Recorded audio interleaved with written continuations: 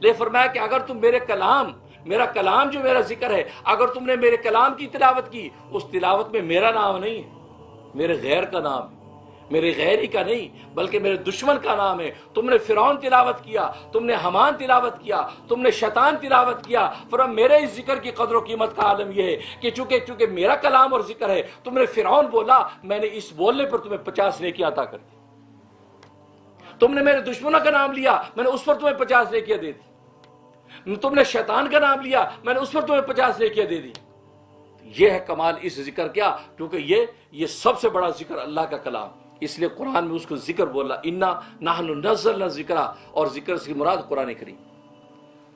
اور جو آیت میں نے تلاوت کی اس پہ فرمایا ولا ذکر اللہ اکبر، نماز بے شک بے حیائی سے روکتی ہے، برائی سے روکتی ہے۔ اللہ نے یہ فرمایا، ساتھ ہی فرمایا ولا ذکر اللہ اکبر، البتہ اللہ کے ذکر سب سے بڑی چیز ہے۔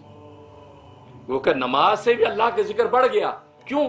اس لیے بڑھ گیا کہ اس ذکر کے بغیر نماز نہیں ہے، نماز کا اپنا وجود اس ذکر کے بغیر نتھنگ ہے۔ تو گویا کہ جو نماز اللہ کے ذکر سے بنتی ہو، اس ذکر کی عظمت کا کیا عالم ہوگا۔ اس لیے فرمایا کہ والا ذکر اللہ اکبر، اللہ کے ذکر سب سے بڑی چیز ہے، اور اللہ کے ذکروں میں سب سے بڑا ذکر اللہ کا کلام ہے۔ اور سورہ فاتحہ اللہ کے کلام کا نچوڑ اور خلاصہ ہے، تبھی سورہ فاتحہ کے ایک نام سورۃ الذکر بھی ہے۔ اس کا ایک نام سورۃ مسئلہ، سورۃ الشفا، سورۃ حمد، سورۃ عافیہ، سورۃ کافیہ، سورۃ تعلیم المسئلہ، کئی نام ہیں، لیکن اس میں ایک نام سورۃ الذکر بھی ہے۔ اس کا مطلب ہے کہ یہ قرآن کریم یہ سب سے بڑا ذکر، کیوں کہ اللہ تبارک و تعالیٰ نے پورے قرآن کریم کا خلاصہ نچوڑ اس فاتحہ کے اندر چونکہ بند کر دیا، اور پورے ذکر کو اللہ تبارک و تعالیٰ اس کے مضامین کو اس فاتحہ کے اندر بند کر دیا، اس لیے اس کا نام ہی سورۃ الذکر رکھ دیا۔ جس نے سورہ فاتحہ کو تلاوت کر لیا، گویا کہ اس نے اللہ تبارک و تعالیٰ کے پورے کلام کو تلاوت کر لیا۔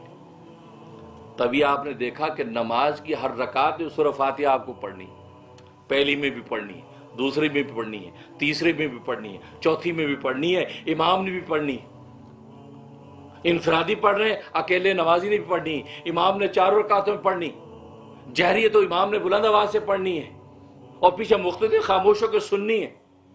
تو گویا کہ یہ سورہ فاتحہ کی اتنی عظمت کہ ہر رکعت میں، اس لیے کہ اللہ تبارک و تعالیٰ سورہ فاتحہ کی شکل میں ایک دفعہ کو اس نمازی کو پورا قرآن تلاوت کرا دیتے۔